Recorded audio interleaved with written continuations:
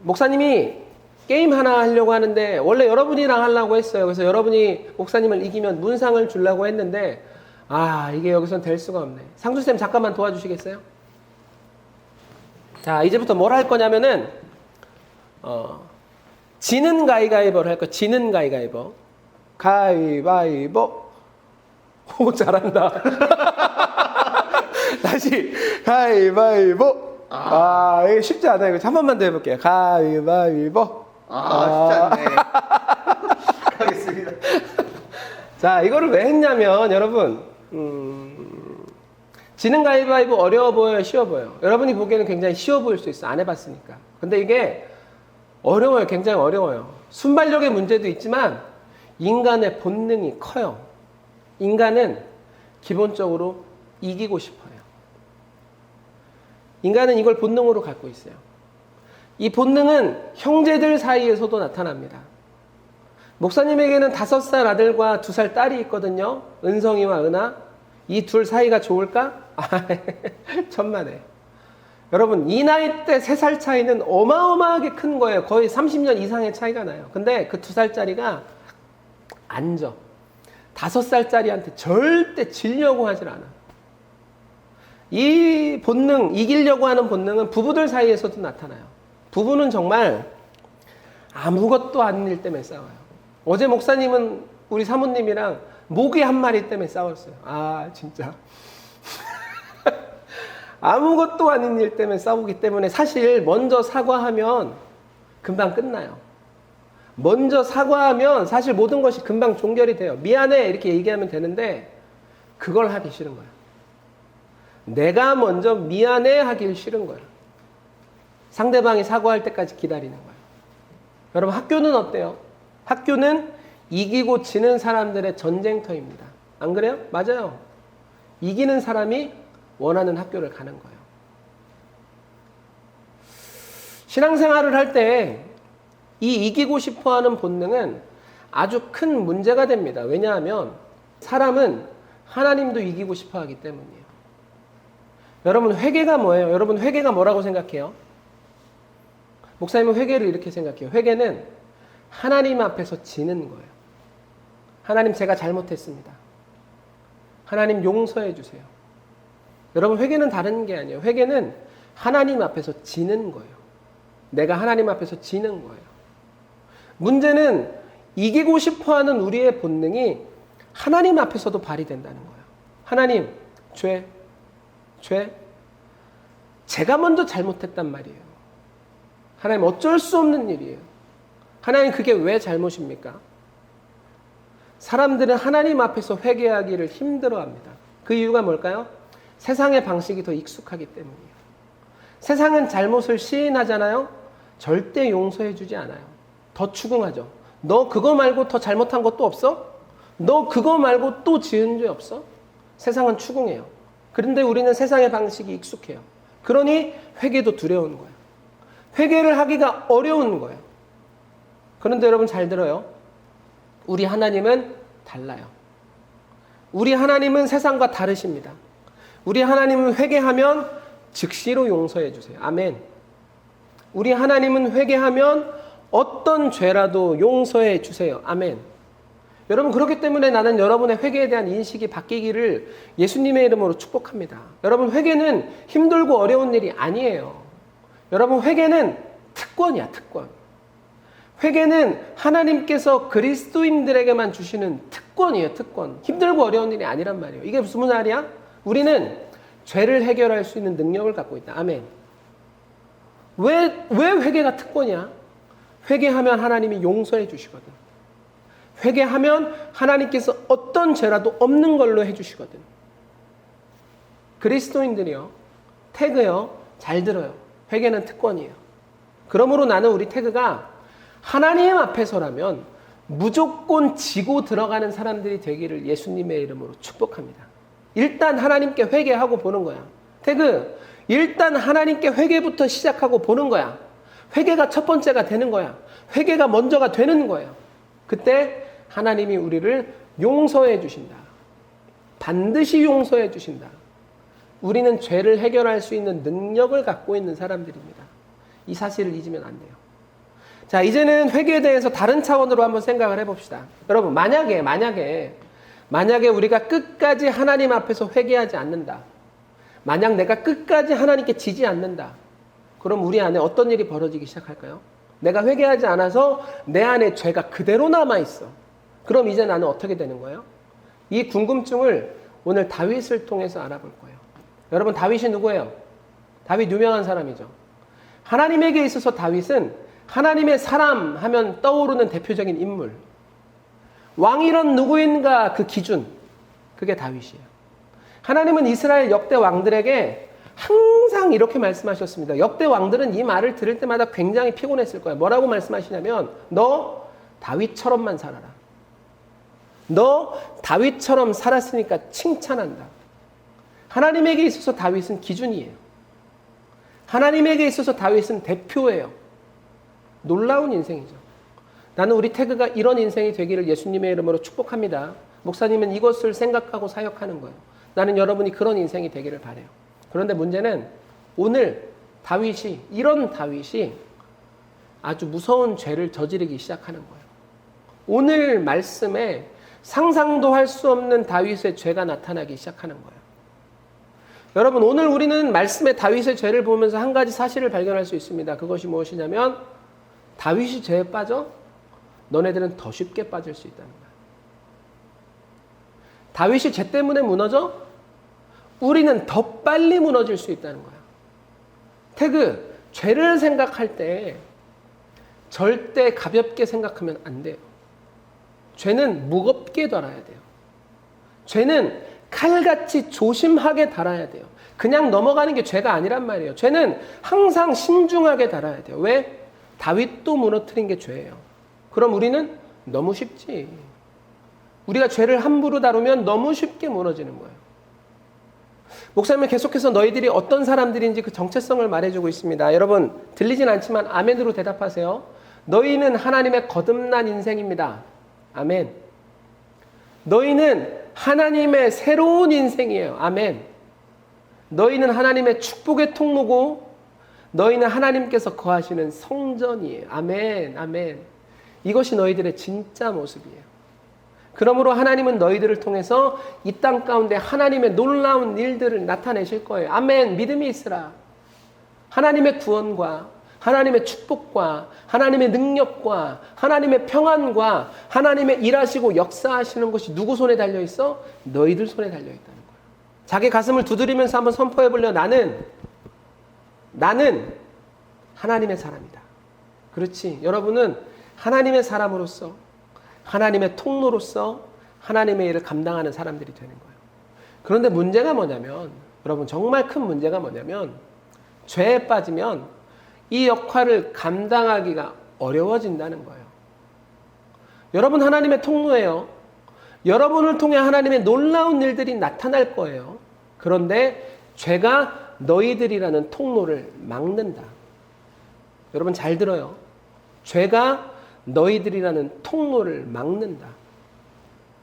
원래 너희들이 가는 곳마다 하나님의 축복이 넘쳐야 하거든. 원래 너희들이 있는 시간마다 하나님의 능력으로 넘쳐야 되거든. 그것이 너희들의 역할이고 너희들의 정체성이야. 그런데 이상하게 현실을 보면 너희들이 가는 곳에서 아무 일도 일어나지 않아. 아무 일도 일어나지 않아. 내가 하나님의 백성인데 내가 가는 곳마다 아무 일도 일어나지 않아. 왜 그럴까요? 죄가 너희들이란 통로를 막고 있는 거야. 이름만 통로가 된 거야. 이름만.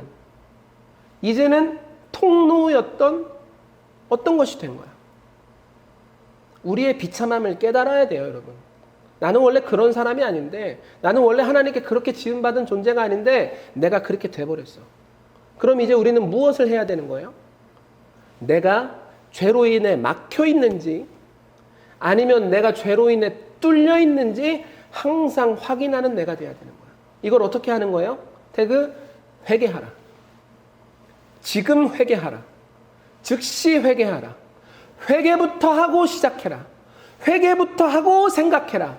우리가 회개하면 하나님이 나를 즉시로 뚫어주시는 거예요. 내가 회개하면 나라는 통로 하나님께서 다시 회복시켜 주시고 다시 흘려보내 주시고 다시 이 땅 가운데 나타나게 만들어 주시는 거예요. 아멘. 그러므로 회개는 우리가 가지고 있는 가장 큰 축복이에요. 가장 큰 능력이에요. 그러므로 태그 제발 목사님이 부탁합니다. 제발 이 회개를 즐겨서 사용할 줄 알아야 해요. 아까도 이야기했지만 회개의 모습은 세상의 용서의 모습과 달라요. 그렇기 때문에 우리는 이것에 대해서 새로운 인식이 있어야 돼요. 아하, 내가 이거 고백하면 나 큰일 난다. 이게 아니야. 아하, 내가 이거 고백하면 하나님께서 회복시키신다. 내가 내 죄 고백하면, 내가 내 앞에 하나님 앞에서 지면 하나님이 나를 다시 뚫어주신다. 아멘. 태그, 여러분의 정체성과 여러분의 역할을 회복하는 은혜가 오늘 있기를 예수님의 이름으로 축복합니다. 다윗의 정체성, 다윗의 역할은 정복전쟁이에요. 정복전쟁. 하나님의 나라를 넓혀가는 것. 하나님의 성전이 세워질 것인데 그 하나님의 나라를 넓혀가는 것. 이것이 다윗의 정체성이고 역할이에요. 그런데 정복이 한 80% 정도 이루어졌을 때 다윗이 이상한 짓을 하기 시작하는 거예요. 전쟁터로 나가지 않습니다. 나라의 후방으로 빠져요.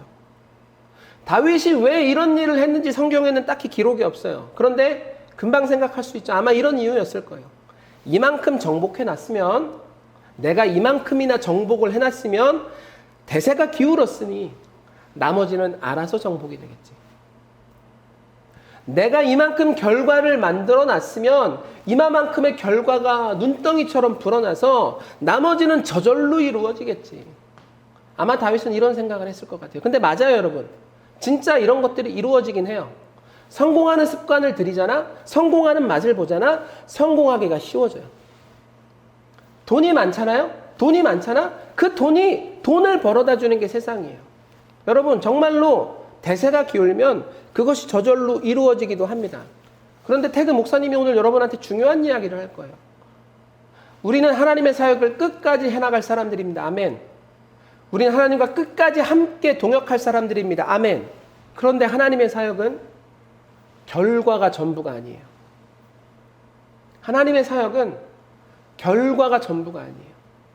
물론 하나님의 사역에는 결과가 반드시 나타나게 되어 있습니다. 그런데 결과가 우리 눈에 보이지 않으면 하나님 일하지 않는 거야? 결과가 우리 눈에 나타나지 않으면 하나님 우리와 함께하지 않는 거예요? 그렇지 않다는 거예요. 목사님이 여러분에게 하나님이 어떤 분인지 계속 선포했잖아요. 하나님은 여러분을 떠나지 않으시는 분. 하나님은 언제나 여러분과 동행하시는 분. 하나님은 여러분을 끝까지 지키고 보호하시는 분. 하나님은 우리의 영원한 반석. 아멘. 태그 하나님을 향한 믿음이 있으라. 그러므로 우리가 사역할 때 가장 중요하게 생각해야 되는 것은 결과가 나타나느냐, 결과가 나타나지 않느냐, 이런 게 아니에요. 더 중요한 것은 무엇이냐면 결과가 나타나든 결과가 나타나지 않든 내가 지금 하나님과 동행하고 있는가? 내가 지금 하나님과 동행하고 있지 않는가? 여러분, 이게 중요한 거야. 결과는 중요하지 않아요. 결과가 있든 없든 내가 하나님과 동행한다면 하나님은 하나님의 때에, 여러분 잘 들어요. 내 때가 아니라, 내가 바라는 때가 아니라 가장 정확한 하나님의 때에 가장 완벽한 하나님의 결과를 만들어내신다. 하나님과 동행하기만 하면 되는 거예요. 우리의 역할은 그거예요. 그런데 문제는 다윗이 하나님과의 동행을 포기했다는 거예요. 자기의 정체성을 지켜야 되는데 나라의 후방으로 빠졌다는 거예요. 다윗이 하나님과 멀어지니 어떻게 되기 시작합니까? 죄가 들어오기 시작해요. 다윗이 하나님과 동행하지 않으니 어떻게 돼요? 죄가 나타나기 시작해요. 전쟁과 상관없는 후방에서 여유를 즐기다가 어떻게 되냐면 목욕하고 있는 예쁜 여자를 보게 돼요. 여러분, 다윗의 첫 번째 회개 포인트 바로 이거예요. 다윗은 이때 회개했어야 해요. 여러분 잘 들어요. 아무것도 안 하고 그냥 예쁜 여자가 눈에 들어왔을 그때, 특별한 죄가 아니야. 그냥 예쁜 여자가 눈에 들어왔어. 다윗은 이때 하나님 앞에서 회개했어야 해요. 하나님 잘못했습니다. 하나님 다시는 그러지 않겠습니다. 다윗은 이때가 첫 번째 회개 포인트였어요. 그런데 다윗이 회개하지 않아. 왜 회개하지 않았을까? 그 죄가 너무 가벼워 보이니까. 그 죄가 대수롭지 않게 느껴지니까. 그래서 다윗은 회개하지 않았어요. 그런데 여러분 잘 들어요. 회개하지 않으면 어떻게 돼요? 죄가 남아요. 남은 죄는 다윗을 어떻게 만들어가기 시작해요? 여러분, 죄는 반드시 커집니다. 여러분 봐봐요. 죄는 반드시 꼬리에 꼬리를 물고 나타나기 시작합니다. 여러분 잘 봐요. 죄는 반드시 옆에서 옆으로 확장되는 속성을 갖고 있어요. 어떤 죄라든. 그렇기 때문에 작은 죄는 존재하지 않아요. 한번 따라해 볼래요? 작은 죄는 존재하지 않는다. 여러분, 작은 죄란 그런 거 없어. 내가 죄를 남겨놓으면 그 죄는 커지고 자라고 확장하는 거예요. 다윗이 사소한 죄를 남겨놨어. 어떻게 돼요? 다윗을 먹어버리는 거예요. 다윗을 덮치기 시작하는 거예요. 다윗의 죄가 커지기 시작하고 커지기 시작합니다. 목욕하는 여자 봤다? 저 목욕하는 여자 갖고 싶다. 그런데 저 목욕하는 여자에게 남편이 있다? 저 목욕하는 여자의 남편을 죽이자. 그럼 저 여자를 가질 수 있겠지. 다윗의 죄가 납둔이 커지기 시작해요. 결국 다윗은 남편을 죽이고 여자를 취하게 됩니다. 이제 여러분이 판단해봐요. 아까 다윗은 어떤 사람이었어요? 하나님의 기준 하면 떠오르는 사람 다윗. 하나님의 대표 하면 떠오르는 사람 다윗. 그런데 다윗의 이 모습이 그 이름과 어울리는 모습이에요? 절대 그렇지 않죠. 다윗은 어쩌다가 이 지경이 된 거예요? 간단해요. 회개하지 않았으니까. 다윗은 왜 이렇게 나락으로 떨어진 거예요? 간단해요. 회개하지 않았으니까. 죄가 생겼을 때 그 죄를 무시하고 납뒀으니까. 그러니까 그 죄가 커지고 자라고 확장하는 거예요.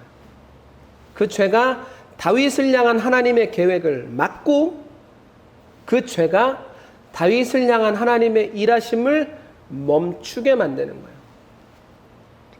나는 우리 태그가 하나님과 동역한다는 것이 조금은 더 이해하기를 바라요. 여러분, 하나님과 동역한다는 게 뭐예요? 내가 하나님의 통로가 된다는 거예요. 여러분, 우리가 능력 있는 게 아니야. 우리가 힘이 있는 게 아니야. 우리가 대단한 게 아니야. 우리는 통로로 서는 거예요. 우리가 통로로 서 있으면 전지전능하신 하나님이 능력을 흘려보내시는 거예요. 축복을 흘려보내시는 거예요. 생명을 흘려보내시는 거예요. 평안을 흘려보내시는 거예요. 여러분, 우리는 통로입니다. 그렇기 때문에 내가 하나님과 동역할 때 가장 중요한 게 무엇이냐면 회개. 내 통로가 죄로 막히지 않게 관리하는 것. 내 통로가 죄로 쌓이지 않게 점검하는 것. 나는 오늘 여러분이 회개하는 태그가 되기를 축복합니다. 멀리 있지만 목사님의 말 충분히 알아들을 거라고 생각해요. 태그, 막혀있는 죄를 이제 뚫자. 어떻게 뚫어? 내가 회개하면 하나님 오늘 즉시로 뚫어주신다. 내가 오늘 회개하면 하나님 즉시로 다시 흘러가게 하신다.